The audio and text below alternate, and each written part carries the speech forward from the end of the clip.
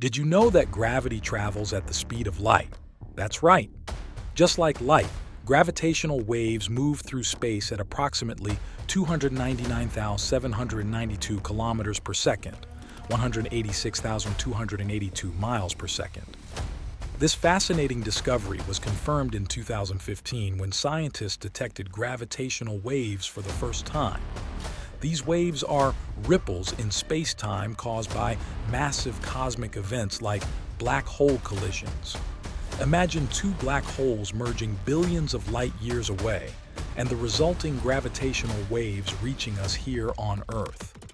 This breakthrough has opened a new window into understanding the universe, allowing us to observe phenomena that were previously invisible.